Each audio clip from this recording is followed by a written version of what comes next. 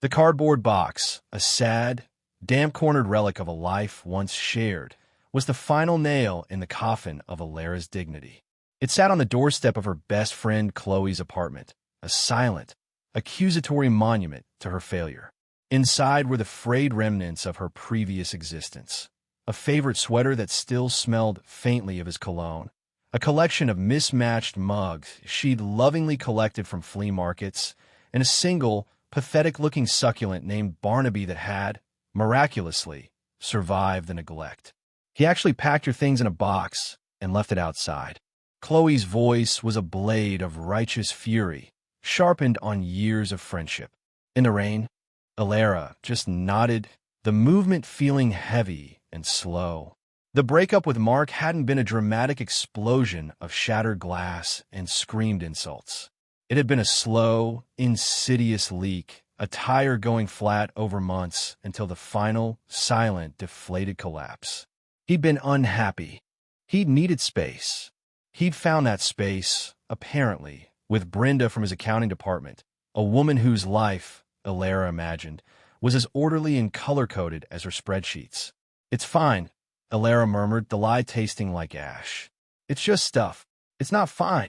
Chloe ushered her inside, taking the soggy box. "He's a spineless coward. But you, my love, are a phoenix. A slightly damp, emotionally bruised phoenix, but a phoenix nonetheless. And phoenixes need new nests." Which is how, 1 week and many tears later, Alara found herself scrolling through apartment listings, her criteria reduced to 2 desperate points. 1, she could afford it, and 2, it wasn't the home she'd shared with Mark. The listing for 42B, Willow Creek Lane, was a beacon of minimalist hope. The photographs showed a sun-drenched living room with polished concrete floors, a kitchen with gleaming stainless steel appliances, and a balcony overlooking a sliver of the city park. It was a trendy apartment share. The description read, "For a professional, tidy individual." The current tenant, a man named Alex, was seeking a roommate to offset the mortgage. The rent was suspiciously reasonable. "It's perfect," Chloe declared, peering over her shoulder. "Look at that light. It's screaming for a new, independent you. It's screaming that it's owned by a serial killer who bleaches his floors," Alara countered, but a flicker of hope had ignited in her chest. It looked clean, uncluttered, a place where she could start over, without the ghost of Mark's discarded socks haunting every corner. She sent an email. Alex replied within an hour, his words curt and efficient. A viewing was arranged for the next day. But before the viewing, there was the necessary fuel for survival: coffee. The Grind, a trendy coffee shop nestled between a vintage record store and a yoga studio, was her sanctuary. Today, however, the sanctuary was crowded.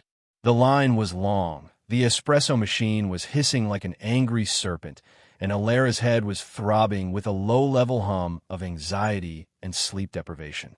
She finally made it to the front, ordered her usual large cold brew with an extra shot, and shuffled to the end of the counter to wait, mentally composing a list of questions for the mysterious Alex. When her drink was called, she reached for the cardboard cup just as another hand, large and long-fingered, descended upon it. "Excuse me," a deep, annoyingly smooth voice said. "That's mine." Alara looked up, and then further up, into a pair of cool, gray-blue eyes that held the warmth of a glacier. The man they belonged to was, objectively, stunning. The kind of handsome you see in cologne advertisements. Sharp jawline, artfully tousled dark hair, a physique that suggested a dedicated relationship with a personal trainer. He was dressed in a simple, impeccably fitted white t-shirt and dark jeans, and he was trying to steal her coffee. "No," Alara said, her voice firmer than she felt. "It's mine. I ordered a large cold brew." "As did I," he replied, his gaze unwavering. He didn't snatch. He simply maintained a firm, possessive grip on the cup. "And this is it." A barista, looking harried, wiped the counter nearby. We just made 2 large cold brews. One for Alara and one for Alex." Alara's eyes widened. "See? Alara. That's me." She tugged the cup. Alex, for it could be no one else, did not relinquish his hold. "The sticker says Alex," he pointed out, tilting the cup, so she could see the barista scrawl. They must have misheard, Alara insisted. Her patience, already worn tissue paper thin, finally tore. Look, I've had a really, really bad week. I need this coffee. It is my emotional support beverage. So if you could please unhand my caffeine, that would be fantastic. His eyebrow quirked, a minute gesture of supreme condescension. A bad week doesn't grant you ownership of all caffeinated beverages. This is my coffee. Order another.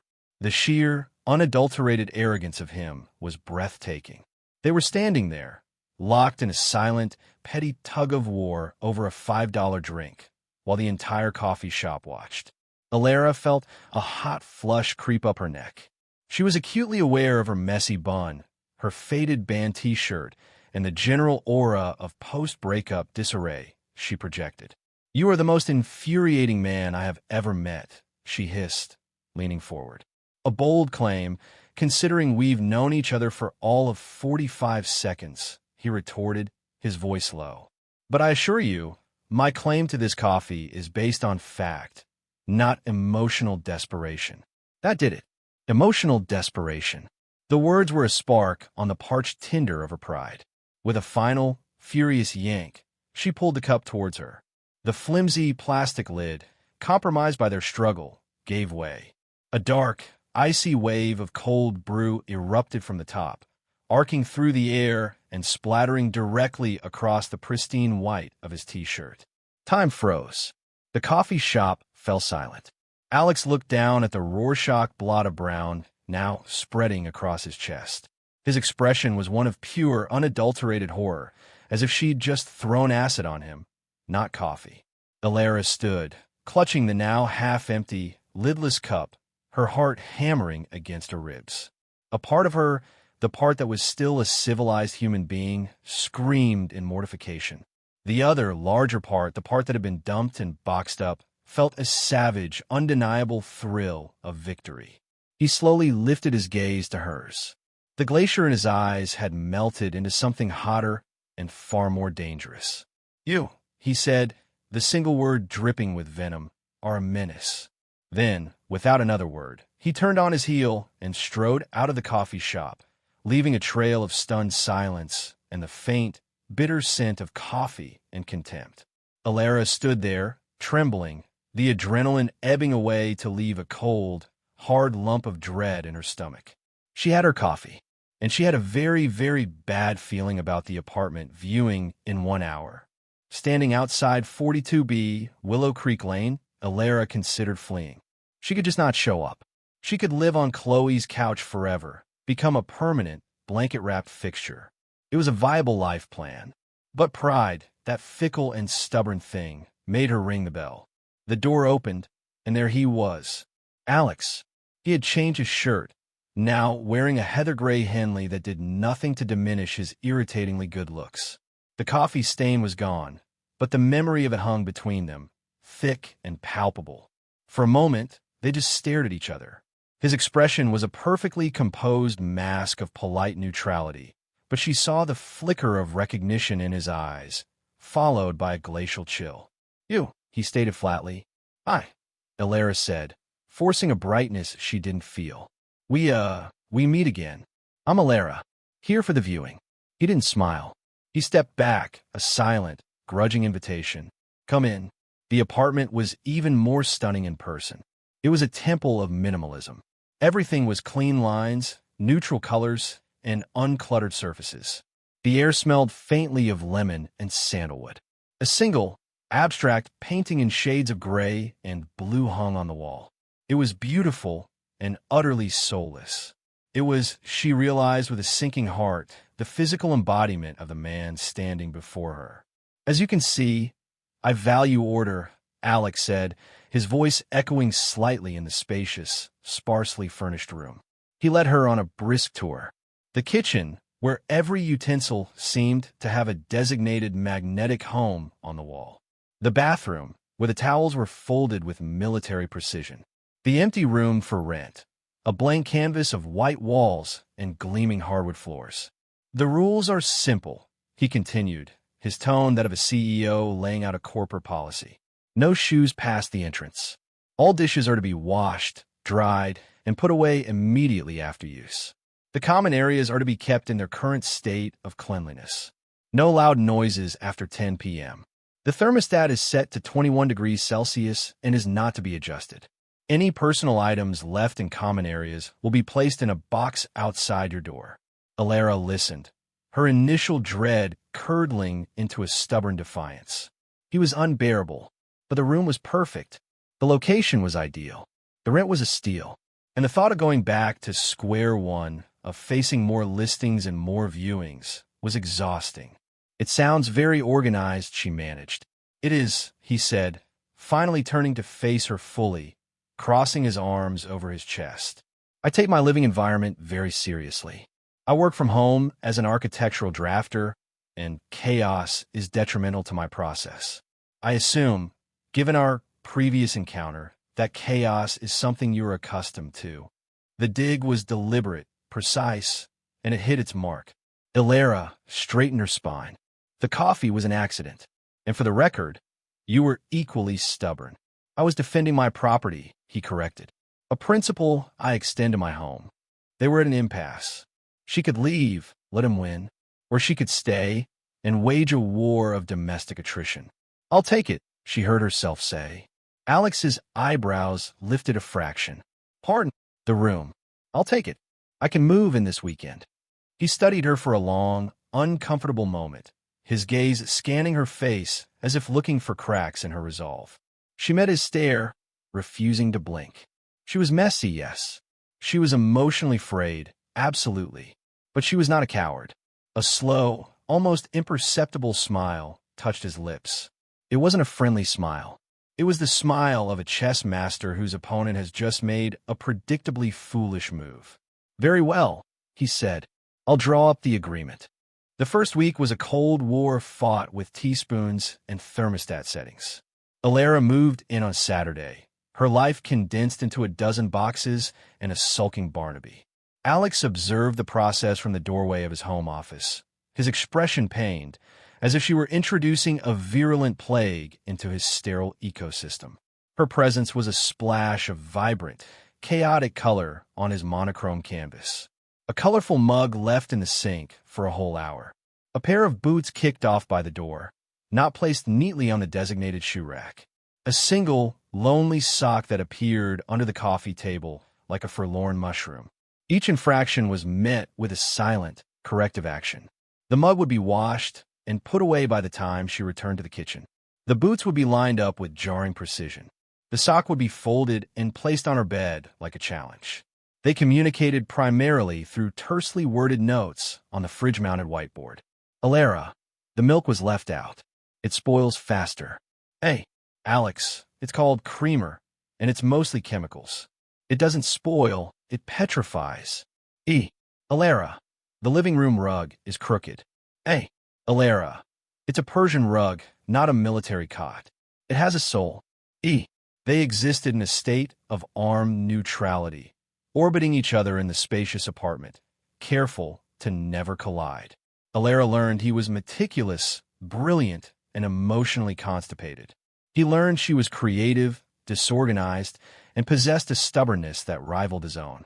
She was a freelance graphic designer, and her creative bursts often left a trail of sketchbooks, empty tea mugs, and crumpled papers in their wake, which he would systematically dismantle and organize the moment she retreated to her room. The only thing they shared, besides a mailing address, was a mutual, grudging respect for the other's work ethic. She heard him on late-night video calls, his voice calm and authoritative as he discussed load-bearing walls and cantilevers. He, in turn, once walked past her open door and saw her utterly absorbed in her work, a tangle of concentration and creativity that was, he had to admit, mildly impressive. The turning point, the first crack in the ice, arrived on a Tuesday night in the form of a plumbing catastrophe. Alara was in her room, trying to lose herself in a new design project, when she heard a curse from the bathroom, a sound so uncharacteristically emotional from Alex that it drew her immediately. She found him standing ankle-deep in water, holding a wrench and staring with utter defeat at the pipe under the sink, which was spewing a steady, angry jet of water all over his perfectly clean floor. For a moment, she just watched him. The infuriatingly tidy, always in control Alex was helpless. His hair was mussed, his gray t-shirt was soaked and clinging to his torso, and he looked human. "Having a problem?" she asked, leaning against the doorframe. He shot her a glare. "What gave it away?" "The indoor swimming pool was my first clue." She stepped gingerly into the water. "Have you tried the main shut-off valve?" "It's stuck," he gritted out, giving the valve another futile twist. "The building manager is out of town. I've called a plumber, but they can't get here for 2 hours." 2 hours. The water was already creeping into the hallway. Alara looked at his frustrated face, at the rising water, and made a decision. She waded over to him. "Move." "What?" "My dad was a contractor. I spent my summers holding a flashlight and passing him tools." "Move over." He hesitated, pride warring with practicality. Practicality won. He shuffled aside. Alara knelt in the water, not even flinching at the cold. She examined the pipe, the valve, the connection. "It's the coupling," she said. "It's cracked. You're trying to turn the wrong thing." She reached for the wrench in his hand. Their fingers brushed, and a jolt, small but undeniable, passed between them. They both froze for a second. She took the wrench, positioned it on a different part of the assembly, and with a sharp, practiced jerk, turned it. The flow of water slowed to a trickle, then stopped. Silence descended, broken only by the drip, drip, drip from the cabinet and the sound of their breathing. The bathroom was a wreck. The floor was flooded, towels were soaked, and Alex's impeccable order was utterly destroyed. He stared at her, water dripping from his hair, his expression unreadable. "You fixed it." "I stopped it," she corrected, standing up, her jeans soaked to the knee. "It still needs a proper repair. But your floor won't be floating away to Narnia now." He continued to stare at her, and for the first time, she saw something other than annoyance or cold disdain in his eyes. It looked like respect, and something else, something warmer, more curious. "Thank you," he said, the words seeming to surprise him as much as they surprised her. Alara simply nodded, a strange, fluttery feeling in her stomach. "You're welcome." They spent the next hour working together in silence, mopping up the water, wringing out towels, salvaging what they could. It was the first time they had done anything as a team. It was awkward and quiet, but the hostile energy that usually crackled between them was gone, replaced by a shared, weary purpose. Later, after the mess was contained and the real plumber had come and gone, Alex appeared in the doorway of a living room where Alara was wrapped in a blanket, finally dry. I made tea," he said, holding out a mug. It was one of her colorful, mismatched ones, not his uniform, white ceramic. She took it. "Thanks." He lingered for a moment. "Your father was a contractor?" "Yeah. He wanted a son. He got me. So I learned how to fix things instead of doing ballet." A ghost of a smile touched his lips. "My father was a diplomat. He wanted order above all else. I suppose I learned that lesson well." It was the first personal thing he had ever shared with her. A tiny, fragile bridge had been built over the flooded bathroom floor. "Good night, Alara," he said, his voice softer than she'd ever heard it. "Good night, Alex." The great flood, as Alara came to think of it, changed the atmospheric pressure in the apartment. The notes on the whiteboard didn't stop, but their tone shifted from passive-aggressive to just passive. Sometimes even informative. "Alex, grocery run later. Need anything?" "Hey, Alara, coffee. The real kind, not your dark roast motor oil." He started buying her preferred coffee. She started making sure her sketchbooks were stacked neatly on her desk instead of scattered across the living room floor. They began to coexist. She would work at the large dining table, her colorful laptop stickers a stark contrast to his sleek, silver machine. He would cook dinner, precise, nutritious, beautifully plated meals, and one evening he wordlessly set a second plate. It became a routine. They would eat together, initially in silence, then trading brief comments about their work. Then, slowly, the conversations deepened. They debated the best design software. He explained the structural genius of a local bridge. She told him about her most difficult client, Alara discovered that beneath the icy exterior was a dry, wicked wit. He made her laugh, a real, unforced laugh, for the first time since the breakup. She found herself looking forward to their shared dinners, to the way his eyes, those cool, gray-blue pools, would crinkle at the corners when he was amused. She also discovered he was watching her. She'd catch his gaze on her when she was animatedly explaining a concept, his expression thoughtful, no longer critical. The air between them began to crackle with a new kind of energy, one that was far more dangerous than their previous animosity. It was a current of attraction, undeniable and growing stronger every day. One evening, Chloe came over for a reconnaissance mission. After a tour of the apartment and a scrutinizing look at Alex, who had politely retreated to his office, she collapsed onto the sofa next to Alara. "Okay, you were right. He's infuriatingly handsome, and this place is terrifyingly clean." But she lowered her voice. "The way he looked at you when you were telling that story about your client? Alara, that was not the look of a man who thinks you're a menace." "Don't be ridiculous," Alara whispered back, feeling a blush creep up her neck. "We've just called a truce. It's a ceasefire, not a peace treaty. Ceasefires can lead to sleep fires." Chloe waggled her eyebrows. "Just saying." After Chloe left, Alex emerged from his office. "Your friend is lively." "That's one word for her," Alara laughed, gathering the wine glasses. "She's good for you," he said quietly. He was standing close, closer than was necessary in the spacious room. The air grew thick. Alara could smell his clean, sandalwood scent. She looked up at him, and the world narrowed to the space between them. His gaze dropped to her lips. The doorbell rang. They jumped apart, as if electrocuted. Alex cleared his throat, running a hand through his hair. "I'll get it." He opened the door, and Alara's world, which had been slowly righting itself, tilted off its axis once more. It was Mark. He stood on the doorstep, holding a bouquet of drooping tulips, looking contrite and hopeful. "Alara, hi. I heard you moved here. We need to talk. I made a huge mistake." Alara froze, her blood running cold. She saw Alex's back stiffen. He slowly turned, his eyes finding hers, a question in them. "Mark," Alara said, her voice hollow. "What are you doing here?" "I miss you," he said, his voice dripping with a sincerity she now recognized as fake. "It's over with Brenda. It was always you." Before she could form a response, find the words to tell him to get lost, Alex spoke.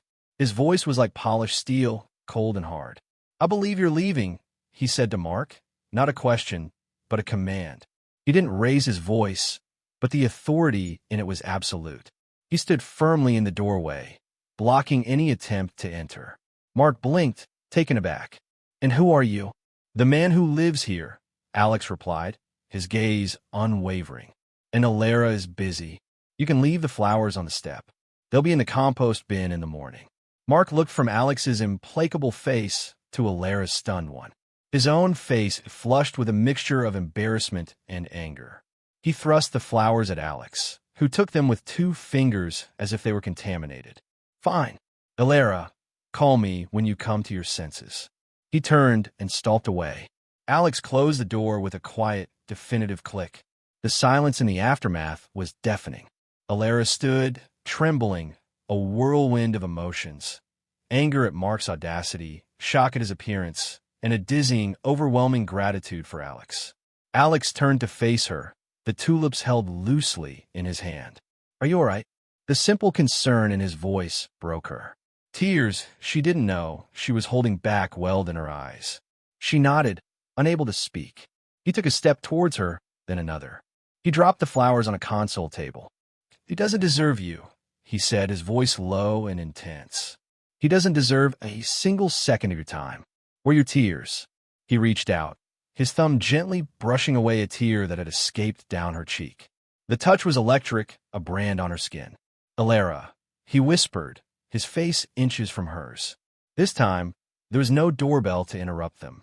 He leaned in, and she met him halfway. The kiss was not gentle. It was weeks of pent-up frustration, animosity, curiosity, and a simmering, undeniable attraction exploding into a supernova. It was his hands tangling in her hair, her fists clutching the fabric of his shirt, pulling him closer. It was the taste of coffee and surrender and a shocking, breathtaking rightness. When they finally broke apart, breathless and disoriented, the world had fundamentally shifted. The infuriatingly tidy stranger was gone. In his place was a man whose gray-blue eyes held a fire that warmed her to her very soul. The weeks that followed were a revelation. The apartment was still clean, but it was now a shared space, not a museum. Alara's colorful throw blanket lived permanently on the sofa. Alex's architectural blueprints sometimes shared the dining table with her sketchbooks. The whiteboard notes became flirtatious. "Hey, missed you this morning. The apartment is too quiet without your chaos. Back by 6. Save me a spot on the sofa?" The spot is saved. But I can't promise the chaos will be contained. I'm on a deadline. They learned the intimate geography of each other. She learned that he was ticklish just above his hip bone, that he hummed when he was concentrating, and that his cool exterior hid a deeply loyal and surprisingly tender heart. He learned that she was a blanket thief in her sleep, that she talked to her plants, and that her creativity and emotional openness were not flaws, but strengths that complemented his own ordered world. He told her about the pressure of his diplomatic childhood, the constant need for perfection. She told him about the slow, painful unraveling of her relationship with Mark and how it had made her feel worthless. He was a fool, Alex said one night, his arms wrapped tightly around her as they lay on the sofa. He wanted a perfect, easy life. He didn't understand that the most beautiful things, the best designs, the strongest structures, are often born from a little bit of chaos. "You're the most beautifully chaotic thing that has ever happened to me, Alara." It was the most romantic thing anyone had ever said to her. The final test came when Alara landed her biggest client yet, a project that required her to take over the entire living room for 3 days with mood boards, fabric samples, and large-scale printouts. It was a glorious, colorful mess. Alex came home on the first day and stopped short, taking in the explosion of creativity that had colonized his pristine space. For a heart-stopping moment, Alara feared the old Alex would resurface, that he would see only the mess, the disruption to his order. But he just walked over to her, carefully stepped over a pile of silk samples, and kissed her.